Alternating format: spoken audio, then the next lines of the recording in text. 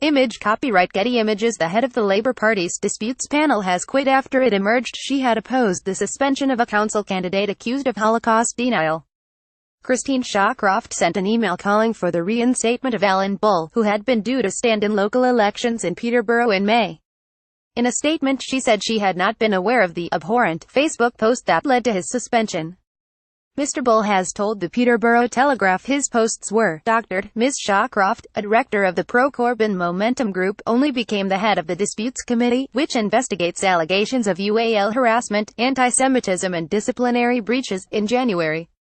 She said she was deeply sorry for her wrong and misguided questions on this case. In her original email, Ms. Shawcroft said she was concerned to hear about the suspension of Mr. Bull for a Facebook post taken completely out of context and alleged to show anti-Semitism. Some people in Peterborough's Labour Party had political reasons for not wanting him to stand, she wrote, adding, I am concerned that party disciplinary procedures are being used in the pursuit of partisan disputes in local parties, wasting a great deal of staff time in the process. She ended her email by saying the party had sat on the complaint for months, adding, I think we should reinstate his membership and allow him to contest the ward for which he has been selected. But in a statement announcing her resignation on Wednesday night, she said, I sent this email before being aware of the full information about this case, and I had not been shown the image of his abhorrent Facebook post.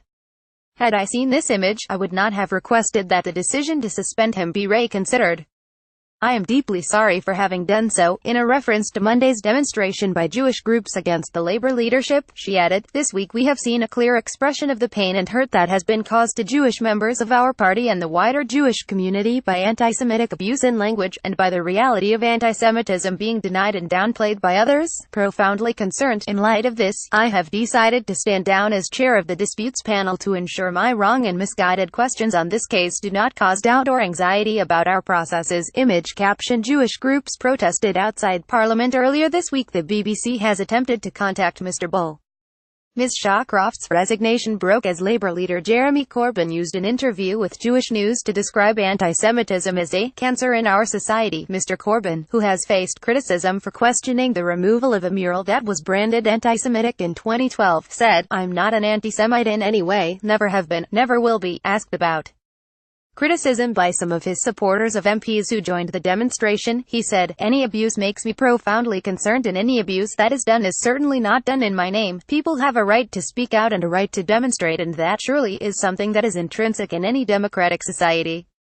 I will not tolerate abuse of people for their beliefs, he said. None of the terrible abuse aimed at Labour MP Luciana Berger, who raised the issue of the mural on Twitter, can be done in our name or in my name. He also said deselection threats against another MP who attended the demo, David Lammy, were up to the local party, but added, David Lammy is a colleague, a friend of mine. I admire what he stands for and what he does, and he should not be condemned for that. Also on Wednesday evening, the Board of Deputies wrote to Mr. Corbyn calling on him to disown supporters who had vilified the anti-Semitism protesters. Nobody should be vilified for opposing anti-Semitism.